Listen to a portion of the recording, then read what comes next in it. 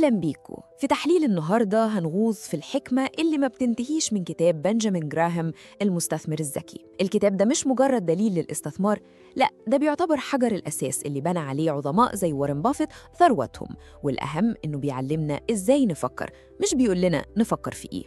طيب، عشان نفهم الموضوع ده كويس خلينا نبدأ بقصة ممكن تصدم ناس كتير. قصة بتثبت إن الذكاء الخارق لوحده مش كفاية أبداً في سوق المال، والقصة دي بطلها واحد من أذكى الناس اللي جم في تاريخ البشرية. الحكاية بترجع لسنة 1720 لما السير إسحاق نيوتن قرر يستثمر فلوسه في أكتر سهم كان عامل ضجة في إنجلترا وقتها، وهو سهم شركة اسمها ساوث سي. كل الناس وقتها كانت شايفة إن ده استثمار العمر وإن نموه مضمون ومفيش فيه كلام. نيوتن بذكائه حس إن الأسعار بتزيد بشكل مش طبيعي وإن فيه فقاعة بتتكون، فعمل حركة ذكية جداً، باع كل أسهمه وكسب 100%. يعني لو حط جنيه خدوا جنيهين. لحد هنا الكلام زي الفل. لكن اللي حصل بعد كده هو الدرس الحقيقي. لما شاف السهم بيكمل صعود جنوني والناس حواليه بتعمل ثروات، قدر يمسك نفسه. الخوف من إنه الفرصة تفوته أو اللي بيتسمى فومو سيطر عليه تماماً، ورجع اشترى تاني بس المرة دي بسعر أعلى بكتير جداً. وطبعاً زي أي فقاعة مصيرها تنفجر، وده اللي حصل. نيوتن خسر بثروة مهولة بتتعادل النهاردة بأكتر من 3 مليون دولار. وهنا بقى السؤال المهم، إيه اللي حصل غلط؟ إزاي عبقري زي ده يقع الوقعة دي؟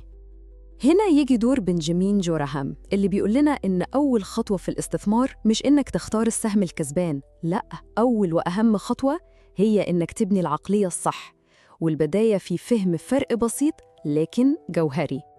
بصوا، في عقليتين، عقلية المستهلك وعقلية المستثمر.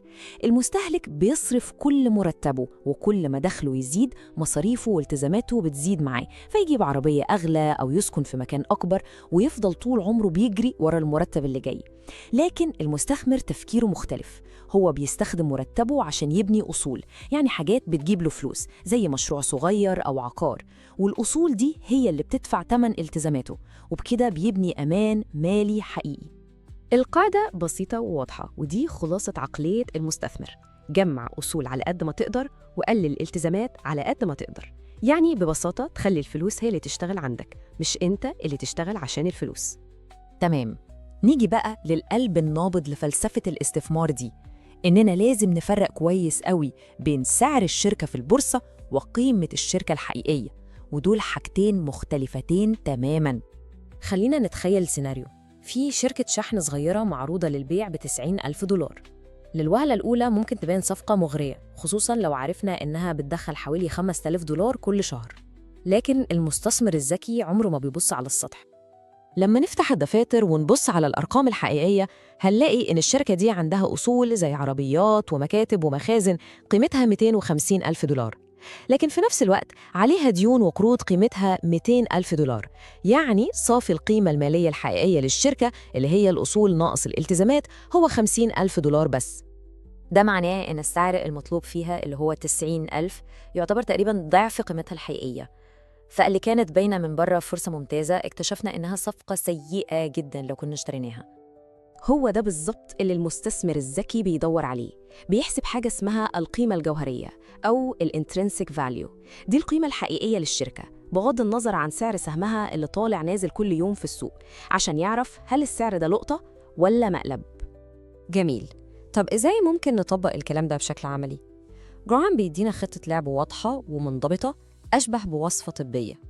الاستراتيجية دي دفاعية بحتة، هدفها الأول هو حماية رأس المال، بتتلخص في 3 خطوات. أول حاجة، حدد القيمة الجوهرية للشركة، يعني حلل البيزنس نفسه مش الدوشة اللي حواليه. تاني حاجة ودي الأهم، طبق هامش الأمان، يعني ما تشتريش غير لما يكون سعر السهم في السوق أقل بكتير من القيمة اللي انت حسبتها، عشان لو حساباتك فيها غلطة بسيطة تفضل في الأمان. وآخر خطوة التنويع، يعني ببساطة ما تلمش البيض كله في سلة واحدة مهما كانت السلة دي شكلها مغري. بس السؤال هنا، إيه اللي بيحصل لما كل الناس تبقى متفقة إن في موضة أو فرصة استثمارية جديدة الكل بيجري عليها؟ خلينا نشوف خطورة إننا ننسى التنويع ونمشي مع التيار. أحسن مثال على ده هو انهيار الدوت كوم في أواخر التسعينات. المستثمرين ضخوا مليارات في أي شركة ليها علاقة بالإنترنت، كانوا فاكرين إن النمو ده ملوش آخر، لكن في 2002 الفقاعة فرقعت وشركات كتير خسرت أكتر من 95% من قيمتها. الدرس هنا لما الفرصة تكون واضحة للجميع غالباً بيكون الأوان فات والسعر بقى مبالغ فيه جداً. عشان نتجنب الوقوع في الفخ ده، في بدايل أكثر أماناً للمستثمر الدفاعي. أول استراتيجية هي متوسط التكلفة، ودي فكرتها إنك تستثمر مبلغ ثابت كل شهر مثلاً، بغض النظر عن السوق طالع ولا نازل. ده بيخليك تشتري أكتر لما الأسعار رخيصة وأقل لما تكون غالية بشكل تلقائي. الاستراتيجية التانية هي صناديق المؤشرات، ودي بدل ما تراهن على شركة واحدة بتشتري حتة صغيرة في السوق كله زي مؤشر S&P 500. بكده أنت بتراهن على نمو الاقتصاد على المدى الطويل. كل ده بيرجعنا تاني لنقطة البداية وللدرس الأعمق في فلسفة جراهام، إن أكبر خطر على استثماراتك مش موجود في السوق ولا في الاقتصاد، أكبر خطر هو اللي بيبصلنا كل يوم في المراية. وارن بافيت تلميذ جراهام النجيب لخص الفلسفة دي كلها في جملتين: القاعدة الأولى إياك أن تخسر المال، القاعدة الثانية لا تنسى القاعدة الأولى أبداً، الحفاظ على فلوسك أهم 1000 مرة من الجري وراء مكاسب خرافية. المستثمر الذكي بيعمل عكس اللي القطيع بيعمله، هو بيشتري لما الناس تكون خايفة ومتشائمة، وبيبيع لما الناس تكون طماعة ومتفائلة زيادة عن اللزوم. لما السوق بيقع هو مش بيشوفها كارثة، هو بيشوفها أوكازيون لشراء شركات قوية بأسعار رخيصة.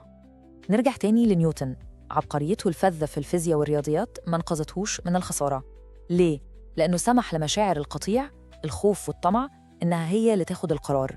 أعظم عقل في جيله اتصرف كأنه مبتدئ، لأنه افتقد للانضباط العاطفي اللي الاستثمار بيحتاجه.